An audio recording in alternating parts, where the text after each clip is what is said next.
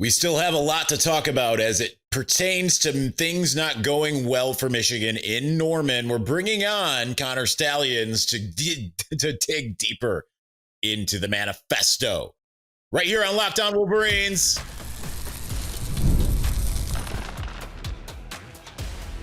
You are Locked On Wolverines, your daily podcast on the Michigan Wolverines, part of the Locked On Podcast Network, your team every day. Welcome back. It is Thursday. I'm your man on the ground, Isaiah Hole, publisher of Wolverines Wire through USA Today Sports Media Group. We got Connor Stalions over there, Locked On Wolverines podcast, part of the Locked On Podcast Network, where it's your team every day. First off, thank you to all of our everydayers. Thank you for making us your first listen. Connor, let's just dig right into it, man. Because I think this, by the way, I just want to address kind of the elephant in the room. I think this is like a kind of day where I think a lot of people need to be able to, we'll get into the other depressing thing, basically, which is Michigan's loss. And so first and foremost, man, it obviously things didn't exactly go well in Norman. We both had a lot of confidence going into that game. I think you gave a lot of people confidence going into that game, and then things went horribly haywire after basically the first drive on either side of the ball. So what in your eyes went wrong here? What did Michigan do that was really kind of egregious and basically handed Oklahoma the win in a lot of ways? Well, the first thing I think is Oklahoma's offensive game plan was pretty elite. They, I tweeted about this one. They went unbalanced a lot, which helps narrow down what the defense is going to do. And it also puts the defense in a numbers bind, I guess. They have to decide, and show how they're going to defend. And then Oklahoma also went empty quite a bit, which spreads out the defense and makes the defense declare what coverage they're in. And they went quarterback run game a lot, which adds a number to the run fit. Gee, that's a novel concept. I didn't know you could do that. You can run the quarterback? Yeah. Now the thing, a lot of people complaining about not running Bryce a lot. And, and I get it. He's just not, that's not his style. Right. He'll do it. And he'll do it well, but he's not a guy that you're just going to run like Mateer. He and Mateer are different types of quarterbacks. Now we'll get into Bryce's strengths and he showed quite a bit extending plays. I mean, in similar ways to what JJ did at Michigan a lot that we're familiar with at Michigan, but, Oklahoma, they did all three of those things: unbalanced, empty, Q run game. And when you think about the Q run game, first of all, they did it a lot at the same time. They would go empty, unbalanced, and run the quarterback in the same play. And what that does, just the quarterback run game alone, first of all, talk about like what true advantage does that give you? Well, when you really think about, just imagine 10 blockers and one ball carrier, right? And you have 11 defenders. Well, when you have 10 blockers, there's 11 gaps, and you have 11 defenders fitting each of those gaps. Well, usually you have a safety in a cover one or cover three call. The post safety is out of the run fit. He's not involved in the run fit, and that usually is on the offensive end equated to the quarterback handing the ball off. You don't have to worry about the quarterback. Well, now if the quarterback is in the run game, the plus run game, now you have to have all 11 players fitting a gap. And so it really puts Michigan in a bind when you do it and you mix it with empty and unbalanced. Because now when you go empty, you're spreading them out. DBs are getting farther away from the core. And then you're adding the quarterback to the run game sometimes when it's unbalanced. Now a DB that might have had maybe a post safety or whatever the case is, he's got to now all of a sudden switch his mindset from being a post safety to, oh shoot, I am the number in the run fit that's accounting for the quarterback. And so Oklahoma did a really good job of mixing that in at good times. And they went enough quick game out of empty to make Michigan respect the pass when they're an empty, obviously, and then they'd mix it in quite a bit. And so I think, Wink was constantly adjusting, and you could see the chemistry that Arbuckle and Mateer had, because, I mean, they were on the same page the whole game. First things first, I'd say is you got to give credit to Oklahoma's game plan offensively.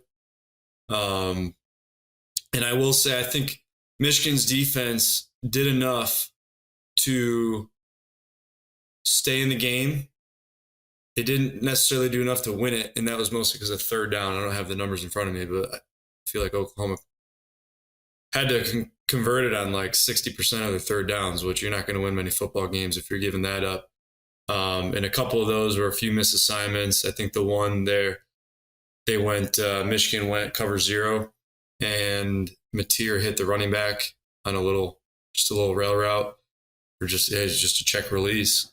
And they, I forget who was playing end, but he needed to peel and take the back there. Basically, that's like if you're blitzing two guys, you're bringing six.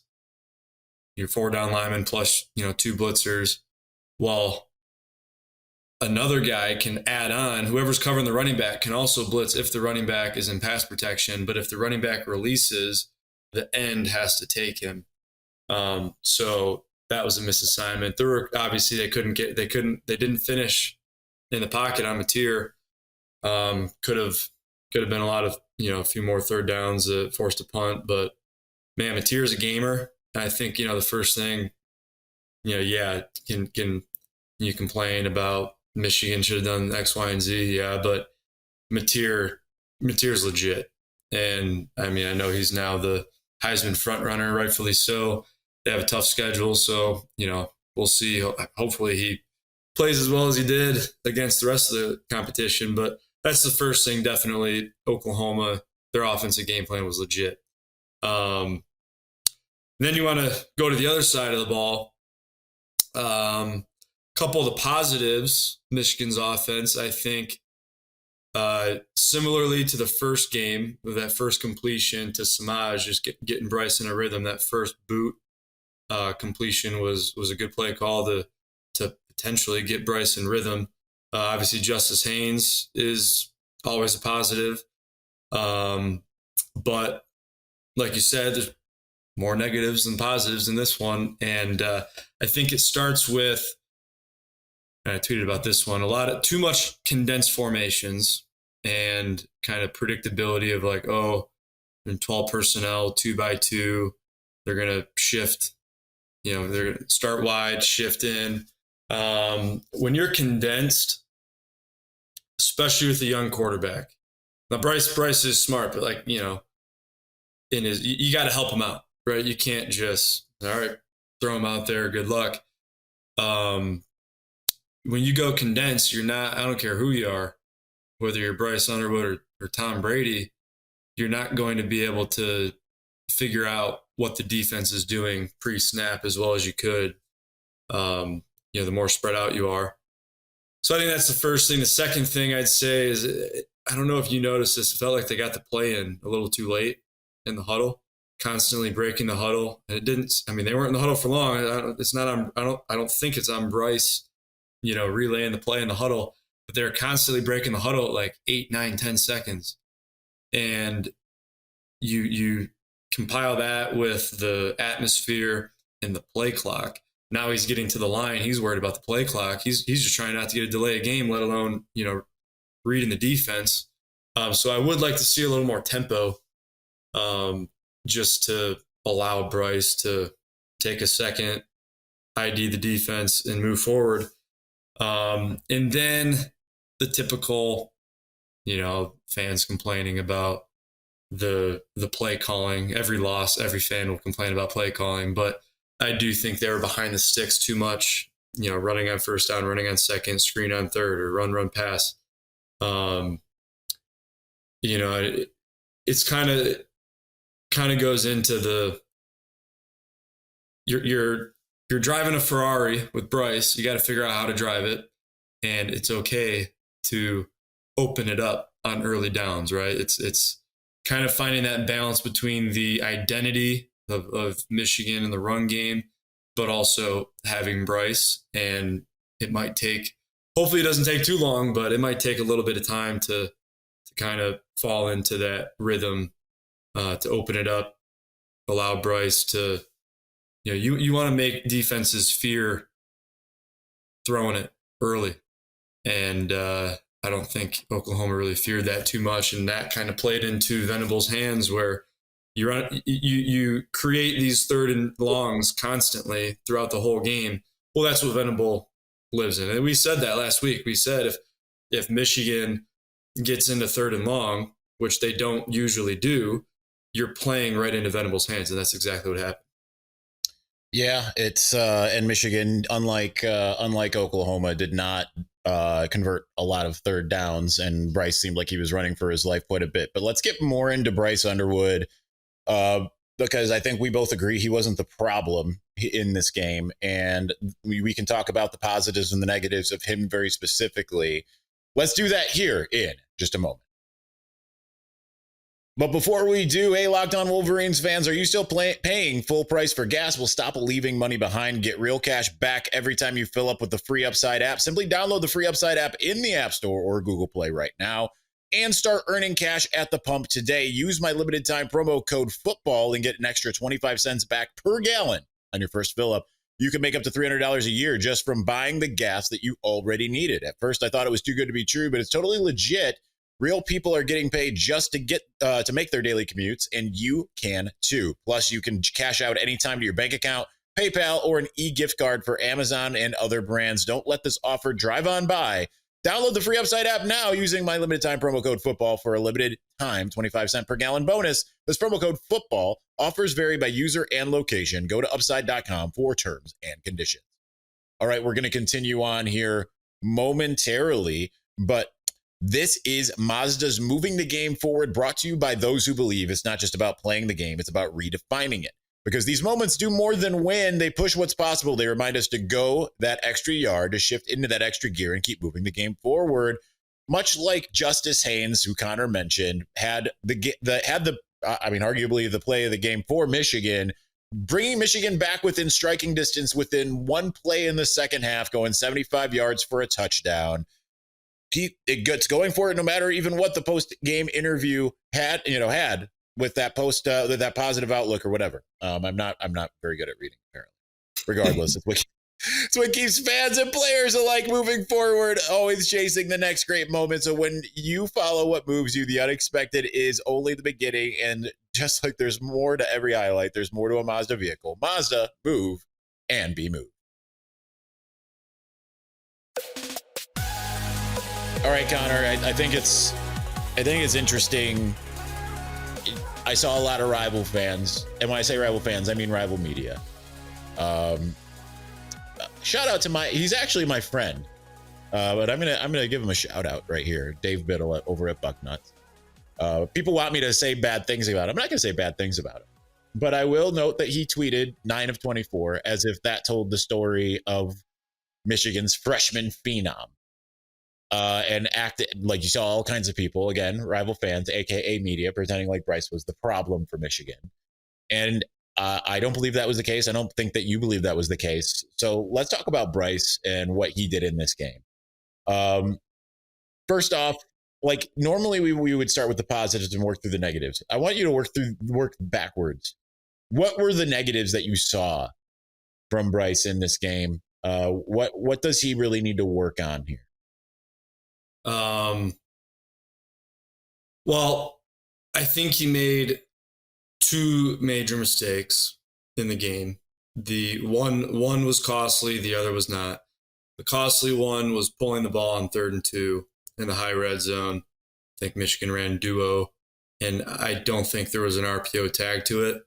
And he pulled it, went to throw it to, I think it was McCulley who was blocking downfield. That he does have to realize the situation there, and 3rd and 2, the mentality has to be, we're running the ball twice to get this first down if we need to, right? So that was the one mistake that he made. The other one was, I believe, I don't remember if it was the first or second drive of the game. Oklahoma was in cover 3, and he tried to throw a slot fade, which is going right into the deep third corner. And, he overthrew it. So, but I mean, it could have been a pick. Those two, I think, were the big mistakes. But I mean, other than that, a lot of his incompletions came on whether it was busted screens or the one to McCulley. So it's easy for people to box score watch a game, right, and just call out a stat 9 of 24. When in reality, that's we'll watch the game, and then I'll kind of transitioning from the negatives to the positives. Even some of his misses, like the one to Zach Marshall, that was a good miss. He was on the move. He threw it to where only Zach could have gotten it, right? If he throws it to Zach, that's getting picked. And if you watch the play, did Zach slow down a little bit? Maybe, but that was a good miss. He put it only where his guy could have gotten it. And sometimes you gotta take that chance and live to see the next down. And that's something Bryce is always going to do. He's never really going to put the ball in harm's way, right? Again, with the exception of that cover 3 slot fade, that was the only time where when he threw the ball, you're like, oh no, is this getting picked, right? There wasn't any other play I could remember in the whole game where you felt that way. So that's something that they, as a staff, I think they have to understand what they're dealing with, right? They're not dealing with someone who's going to put the ball in harm's way, and in the analogy of they're driving, they got the keys to a Ferrari, they got to figure out how to drive it. And sometimes allowing him to make some mistakes, put him in those situations and see if he comes through. It kind of reminds me a little bit of JJ in the first 3 quarters of the Minnesota game, and he was like 5 for 8 in the first half. Right. And then he throws the pick 6, and then everyone starts dogging him on social media. Well, similar to JJ, Bryce is that way where, nothing phases him, and he plays with all the confidence in the world. And in Minnesota's case, you see them open it up in the fourth quarter because they had to. And look what JJ did. And he didn't even have to extend plays on his feet. He stood in the pocket, stood tall. He had his rushing touchdown at the end, but I think Bryce showed. By the way, I was watching that first half against Minnesota, Chicago, and I'm like, see, this is exactly what happens when Connor, you're not there, and he doesn't have the signs. Yeah, let's not mention that Michigan huddled on offense, and we didn't really do anything with signs on when we were on offense. But let's just skip over that fact. But yeah, Bryce, I think he showed pretty solid composure, in the first. I mean, I'll be real. When we played Catholic Central last year in the playoffs, I've been to quite a few high school games. Growing up in Lake Orion, Clarkston, you always get thousands and thousands of fans. That Belleville and Catholic Central game was pretty wild for a high school game. It took us. We're on the bussing in. I don't know how far it is from. You could look this up from Belleville to Catholic Central, but no more than a half hour. It had to have taken us an hour and a half to get to that stadium. We got to the stadium like an hour before kickoff because traffic was so bad. People were parking a mile and a half away from the stadium and walking. It was like a college football atmosphere, and it was pretty legit. It still doesn't compare to Oklahoma, right? So for that being his first road game, I mean, it really appeared that nothing fazed him. Right? There wasn't a moment where you're like, oh no, he's in his head, he's this, he's that. He played legit. I mean, even up until the end, or he's extending plays, scrambling. That goes back to the positives of Bryce. When he's called on, he's going to deliver, right? And he extended plays a couple times. A nice shot to I think it was McCulley pretty early on the third down. where it looked like he could have ran, but he found, I think it was McCulley. He had a nice completion on a flood concept to, I believe, Goodwin. And then obviously the head tap Moss catch that McCulley had, that was a nice ball too. So he's shown that he can do it. I just feel like they didn't get into enough quick game and drop back to give Bryce the opportunity to succeed or fail, right? I'm sure a lot of people feel this way. I felt the same way watching JJ, where it's like, man, I'd rather see JJ throw 3 picks and then not give him a chance, right? And ironically, he threw the pick, got it shaken off, and then goes and dominates in the fourth quarter. And Bryce and JJ are very similar in so many ways, and they obviously both have very high ceilings that you do just want to kind of see him open it up with Bryce, and it is finding that balance. So I get it.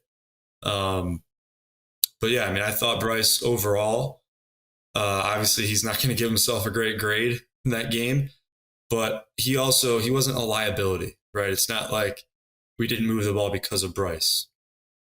Yeah. And that's kind of, I think that I'm with you on all of that, right? Michigan needs to be smarter about how it uses him. He certainly wasn't the problem. You got to put, like you said, you got a Ferrari. You can go with sometimes it might take a few weeks to learn how to drive it. It might even be more of you've got a Bugatti Chiron, which is like the fastest car in the world. And use it. But the thing is those cars are trying to if you're the one, this is me as a Top Gear watcher. And those cars are trying to kill you, right? They are, they're not like this.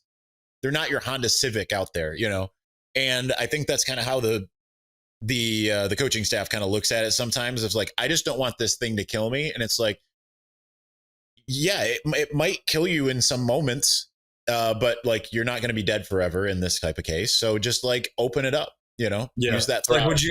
Would you rather at the end of the year have, 35 passing touchdowns and maybe 7 interceptions as opposed to 18 passing touchdowns and 1 interception? You'd kind of side with the more aggressive, stats. And I hate stats and, the box score watching and all that. So at the end of the day, you're trying to win the game, right? But I think, and everyone overreacts to losses and everyone underreacts to wins, right? That's you win, everything's great, when in reality, you actually have a lot to fix. And when you lose, the sky's falling down and the world's ending. When in reality, you might have had, say Michigan converts on, this was one of the frustrating ones in me watching the game when it was 3rd and medium and we ran the ball to create 4th and short and we just kicked the field goal. But say we went for that and got it, or say Bryce didn't pull it and we score a touchdown there, and now it's a 1-possession game, and say we hit a game-winning field goal or game-time field goal, whatever. We're not talking about these problems, right? And that's the number one caution as a coach or player is when you win, you can't be someone who only learns from losses, right? You got to be able to learn from losses, but you got to learn from the wins too. Where do you need to improve? And so, it's the classic. You're never as good as you think you are. You're never as bad as you think you are. It's not like the coaching staff wasn't at the game, but obviously they understand. Everyone saw what happened. And I wouldn't overreact to this thinking, oh no, this is going to be, 1 loss turning to 2, 3, and 4 losses. This team has a high ceiling, and obviously they're going to, fix the mistakes and move forward. That is certainly the hope. And we'll get into where Michigan goes from here. We'll do that here in just a moment. But before we do, it is almost the weekend. Time to look back and crown this week's MVP on Who Delivered, powered by DoorDash. Just like you can win every Saturday with DoorDash Streaks, saving more every time you order. These players delivered when it matters most. Let's break it down. Once again for Michigan, it was Justice Haynes, who had the 75-yard touchdown, put Michigan back within striking distance after there was nothing doing, made you feel like there was a shot, there was a chance if they could just figure out a couple different things defensively and stop John Mateer. Didn't go that way. But when the pressure was on, Haynes came through. There was no hesitation. He hit that hole. He went to the sideline, and no one could catch him. That was true SEC speed. And if you've been watching week after week, this performance wasn't a fluke. We've seen Haynes do it several times already through 2 games. So just like Haynes delivered for Michigan, DoorDash delivers your Saturdays with DoorDash Streaks. You save every Saturday you order, stack it up all season, and you can save up to $250, including $100 in DoorDash credits. I'm going to be ordering Saturday after the game. I promise you that. Order this Saturday. Keep that streak alive. Fuel your game day only with DoorDash. Terms apply. Promo code through November 18th. All right, Connor. It's, they got Central Michigan this week. No Sharon Moore. You got Chip Lindsey kind of sitting on his lonesome without some oversight. I've been saying all week. We haven't talked all week. We haven't talked since last time you and I actually talked, we were at a tailgate in Norman. Good to finally meet you in person there. Yeah, I mean, finally, all this time, I've heard your name just kind of bandied about for since 2023. And which, by the way, I got comments. People were like, "Is this real? Like, this is the first time he's ever talked to Connor?" I'm like, yeah, that tracks. But I think that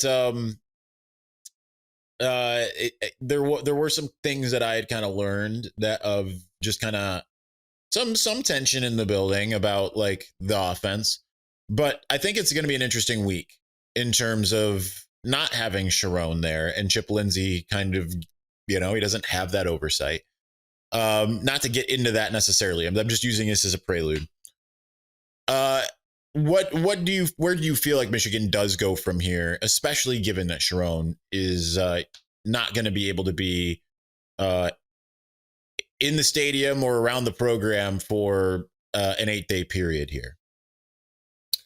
I mean, obviously it's a difficult question to answer when you're not in the building. And if you were in the building, you wouldn't be talking about it publicly. But, I think the biggest thing you could tell on Saturday, just take a step back and watching that game, you could tell that Mateer and Arbuckle had now going on 3 years of chemistry, right? Mm-hmm. And here, kind of taking a step back, talking a little football philosophy, because people, you see what people are saying about the Lions, and I'm not going to overreact to a week 1 loss against the Packers, who are legit, but to people that say, Dan Campbell called the offense 3 years ago, or whatever it was, and it's still the same system. Yeah, that's true. But offensive coordinator, quarterback chemistry is a real thing. And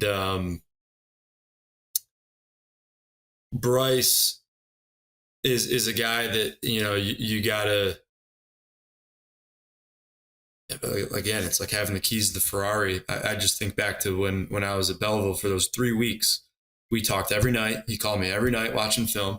I'd give him the update to the call sheet every single day, even if it was Sunday, just from scratch, starting the new call sheet for this week. I'd send it to him that night, explain exactly why everything was where it was, and we were always on the same page. And also, there's times where you gotta be pretty firm, right? And he respects that at the end. In the end, I think there was a time where he scored a touchdown. I think it was in that Catholic Central game. I don't remember what game, but he scores a touchdown, comes off the field. He gets on the headset, and I'm like, "Hey, man, glad you scored, but you totally made the wrong read."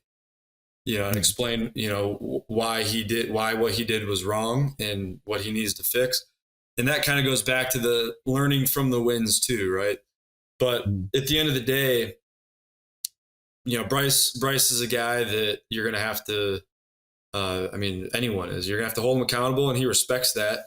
And your relationship with him will improve over time, and the chemistry will improve over time. And so I think, I would imagine this week there hopefully are some relatively harsh conversations on both sides, right? Like, everyone's going to have to improve. The coaching staff's going to have to improve. Bryce is going to have to improve. And hopefully they're having real conversations about that. And that naturally will improve the relationship. So I think the first thing, most important thing is learning from this as transparent as possible as a coaching staff and as players, Bryce in particular in this case, and then learning from Bryce. Again, part of me as a viewer of Bryce and a fan or friend or whatever of Bryce, you want to see him. I'd rather see him throw 3 picks than not get the chance to make some plays, right? And I think that was the most frustrating part, probably for Bryce. But he also, again, he's very similar to JJ. The mentality, he'll hand the ball off 40 times if you tell him to, right? As long as you win. So just that relationship and the chemistry of the play caller and the staff with Bryce improving going forward. That's just, obviously that's got to happen. I'd say schematically, little football philosophy again, like when you run the ball, imagine if you have just 5 blockers, kind of like what Oklahoma did a lot.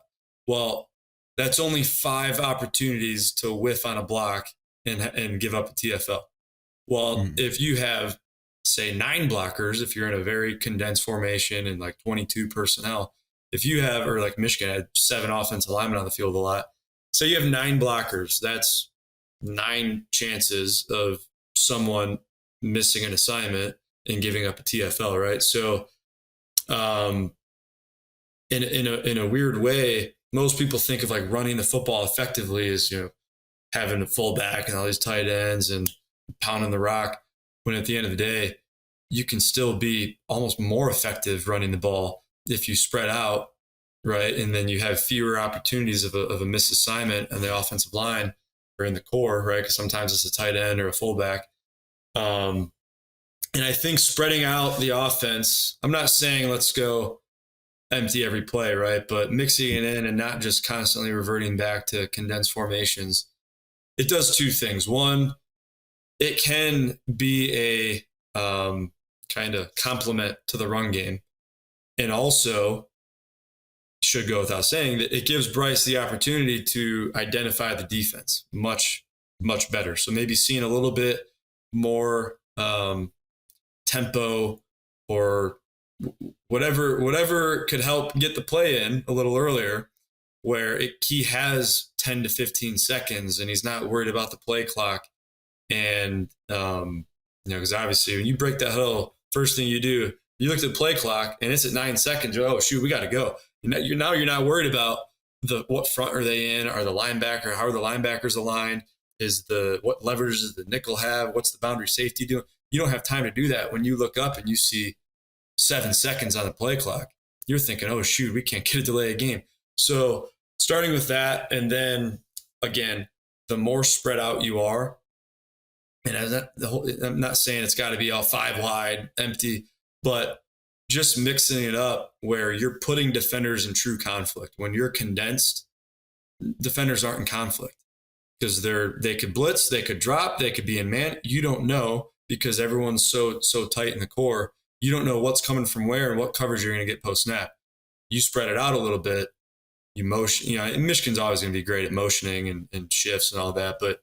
But even just putting 3 removed to one side, look at the mic. Well, is he apexing out to number 3 or is he staying in the core? More of that with the addition of time on the play clock to allow Bryce to feel more comfortable. I didn't feel like, oftentimes he had his back turned to the defense, right? Some token fake out of pistol, but giving him more opportunities to get comfortable reading the defense pre-snap and then executing post-snap based on what he saw pre-snap and then whoever his post-snap indicator is. And again, I'm not saying anything that the staff probably isn't already working on and doing, and that obviously they get paid for a reason, and they're really good at what they do. I just feel like the Oklahoma game, probably a little bit more of like defaulting to what they're comfortable with, right? Mm-hmm. Oh shoot, we need to, hey, let's run the ball, let's establish this, when kind of realize a little too late, like, maybe we just need to open it up. But again, I would encourage the staff that you got a Ferrari. Jay, if the Ferrari throws a pick here and there, so be it. But man, is he going to make some plays? Heck yeah, man. Hopefully we'll see that coming up. Michigan hosting Central Michigan at noon on Saturday. That's Connor Stalions. I'm Isaiah Hole. This has been The Manifesto. We're going to be back. Well, we, as in me, not Connor, but I will be back on Friday now that I am not traveling. So we will talk to you again soon. Thank you, Connor, for joining, and we'll see you again next week. Peace.